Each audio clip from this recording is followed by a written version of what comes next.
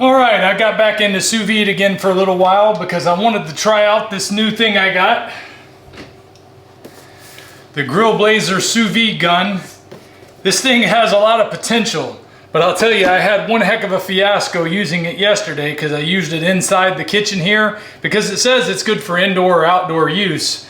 But when it started setting off the fire alarm, things got a little crazy, especially for my wife who was resting in the other room.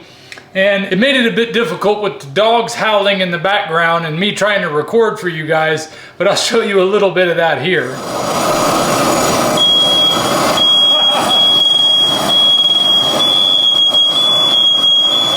So as cool as this device is, basically a handheld flamethrower, and it says that it's good for indoors use. I think for most people, it's gonna be a no-go for indoors use. I also wasn't terribly happy with how it came out yesterday when I was searing the steaks, but that may have been me. I did not wipe the steaks dry before I started to sear them, and I think that was where I made my mistake there. So we're gonna try that a little different this time, and we're gonna do it all outside once I get everything set up and ready to go. This is the little tray that comes with the sous vide gun that allows you to set it up whether you're using a larger tank like this one or one of the smaller, thinner tanks. It has a couple of different settings, and then you can just set the sous vide gun up and it'll not fall over, and it'll keep the propane from going down in the tubes where you don't want it to be when you're cooking your meat. But I'm gonna go ahead and pull these two steaks out that I put in earlier today. They've been ready for about 2.5 hours. That's one of the things I love about sous vide, is that I got busy doing other things and didn't have time to come get my food out, and it just sits there and stays warm like it should be at 130 degrees, which is exactly where I want it to be. I put these both in when they were frozen, and now they are at the right temperature, ready to eat. However, they still need to be seared. So I'm gonna pull these two steaks out. And you can see they don't look very appetizing when they come out of the bath here. They don't have any charring at all. They don't have anything that you would like to see on a nice crispy exterior to the steak. I mean, it just looks like boiled meat. But the meat is extremely tender and it's fully cooked, exactly the way I wanted it, medium rare. All I added to the bag was a little bit of smoked salt, and you get all these juices left over in the bag. We're gonna set that aside for now. I'm gonna add some salt to the steak, and I'm gonna set them in the refrigerator for about 15 minutes so that they can cool down to the point that they're ready to be seared.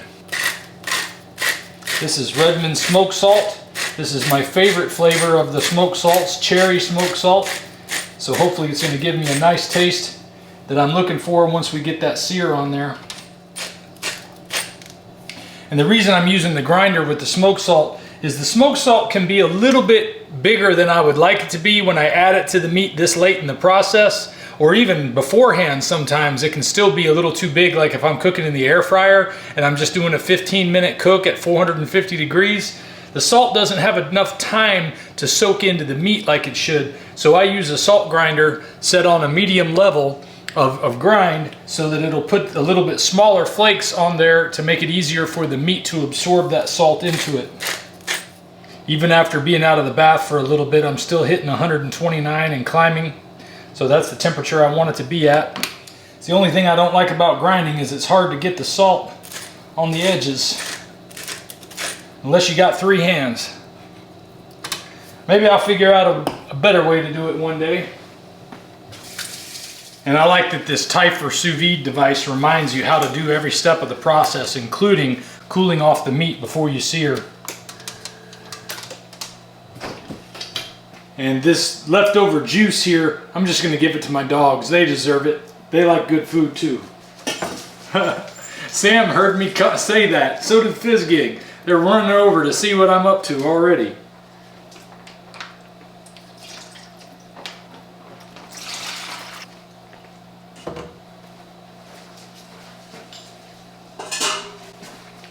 I know I probably could have used that for something else for us, but I love my dogs too, and I try to give them as much as I can that has good healthy meat in it. So while I'm waiting on that to cool down, I'll just clean up my sous vide station. I already cleaned out the bag that I used there so I can reuse it. I'll reuse them a few times if I can keep them clean. But if they get too messy, I'll throw them out because I can always buy more if I have to. But I don't like to waste if I can help it. There, now the sous vide station is all ready to go for the next time. I'll just let it power off on its own. Now keep in mind, folks, I am no expert at any of this stuff. I am just a regular guy that started eating a carnivore way of eating and just went in winging it. First I was cooking my burgers and steaks or whatever I could in the oven or on the frying pan, and that got to be a little bit messy. So I've also gave a try on the grill. I hated having to clean up all the grill and all the scrubbing and the cleaning of dirt and dust and all the stuff that piles up in the bottom. And it's like, who has time to do all that stuff all the time? Then I discovered the air fryer, which I absolutely love for cooking on the carnivore way of eating. And it's still my favorite way to go. And it's what I recommend to anybody who is having a hard time fitting this into their life, because the air fryer has changed everything for me. And now that I have one like the Dreo Chef Maker that even makes the cooking of the steak so easy, I don't have to worry about making mistakes, I love it even more. But I get a lot of people that tell me that sous vide is the way to go. You gotta try sous vide this and sous vide that. And yes, the steaks do come out more tender, but I've had the hardest time getting a good sear on them. I've tried it in a cast iron skillet before. I've tried using the air fryer for searing the steaks. I've tried using my propane grill outside to sear the steaks. Nothing really pleased me that much. So I'm hoping that the sous vide gun is going to make it even easier and more fun. We'll see in a moment. All right, that's been 15 minutes in the refrigerator now. These are ready to sear. Let me go ahead and make sure they're patted dry. Probably should have added the salt after I patted them dry, so I'm going to put a touch more salt on top. You know, but that's what happens when you're new to this type of thing and you're trying to do things differently than the easy way that you've gotten used to. But I like to broaden my horizons. One thing I do like about the idea about doing sous vide is I can fit more than 2 steaks in here. I mean, I could cook 4 or 5 steaks at once. So if I'm having a bunch of people over for a dinner and I want to be able to serve them all some steak, this would allow me to do it, make it super tender, hopefully get a great sear, and cook and serve everybody at the same time. Whereas if I'm using an air fryer, even though I have 2 Dreo Chef Makers over here, that's still not enough to get them all cooked and served at the same time if I wanted to have multiple people eating at once. So there are benefits to having the sous vide option available to you. And that's why I want to know what those options are. All right, so let's take these outside and give this gun a go. One of the things you should know about the sous vide gun is you don't have to use one of these small propane tanks like this. You can get a hose with an attachment to fit one of these larger tanks on, and then that way you won't use up as much propane so fast. I mean, it costs like $40–50 to fill up one of these tanks, maybe less than that, I can't even remember. But I do know these little 1-pound tanks run about $5 a piece on average, and I'm curious to see if it's going to have enough after I used them yesterday to cook 2 steaks, because it feels so light. But it felt light to me at the beginning. I'm just not used to working with propane, but we're going to give it a try today.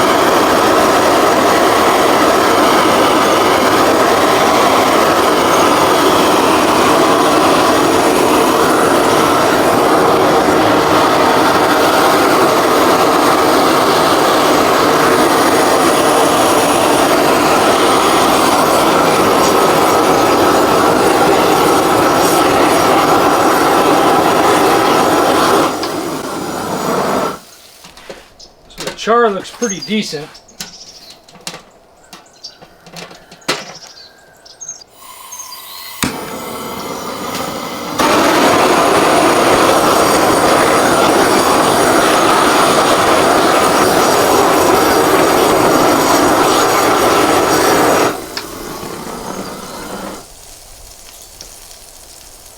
Well, they sure sound good.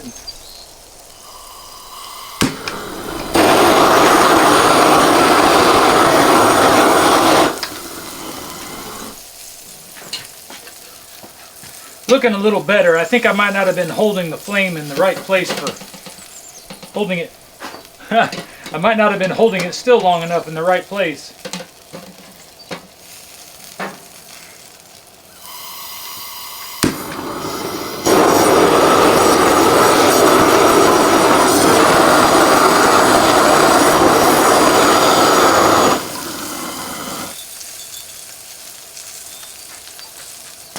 Want to be careful not to touch that bell at the end of this thing when it's hot. That's why it's great that it's got this little holder. Take a look at these steaks though. They came out a lot better than I expected. Let's see how they taste. With a little bit of work, I think I would be able to get a much better quality sear where I don't get so much char on one side like I did on this particular piece here. But overall, I like the way they look. But nothing beats the taste. Let's try out the taste now. I was real happy that the propane did not run out after one try. That was encouraging. Let's go ahead and get these on a plate. Still hot. Oof.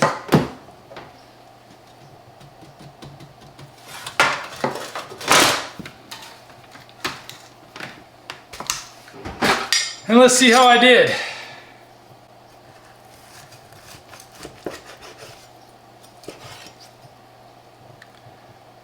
Tender and juicy on the inside, crispy and seared on the outside. Let's check the taste now.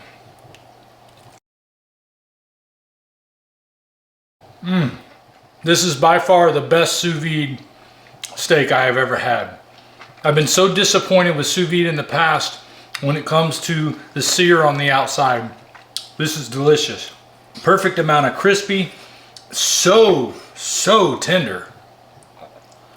I think the searing process might have cooked the steaks a little more, and I've heard people recommend that you should try it at a lower temperature, but I didn't want to take a chance on that this time. I wanted to go with what the device said to do, which was 130 degrees for medium rare. But when you're going to be searing the steak with a high flame like the sous vide gun has, it might be better to go with a lower temperature if you want to get a more rare cook on your steak. But to be honest with you, I have no problem with how this steak came out. This looks fantastic. It tastes fantastic. And just think how much your guests are gonna like it when you're cooking a bunch of sous vide steak all at the same time. And if they get to see you cook it with that sous vide gun, it's just gonna be a party for everybody. Do be careful though. Certain people definitely don't need to be using a gun like this. This is something that requires somebody with a little more discipline, maybe even a little more discipline than I have, because it's too much fun for a guy like me. If you're interested in a sous vide gun, I got a link for it in the description, but it is definitely for somebody who really gets into cooking steaks and wants to be able to get that perfect sear on something like a sous vide. I don't imagine using it for much of any other purpose except for maybe starting fires on things I want to burn in the yard. But it is a lot of fun, and this steak is delicious. So if it's something that interests you, check it out. It's definitely not a requirement to be on a carnivore way of eating. It's just another toy for us big boys. But you know what? The women may like it too. I know my wife loved the sight of this thing when she saw it, but she's already into guns and things like that anyway, so she might be a little different than some of the ladies out there. But I know there's a handful of you ladies that would love to get your hands on this sous vide gun. Anyway, I'll see you guys next time. If we pay extra, could we maybe get some grease or fat?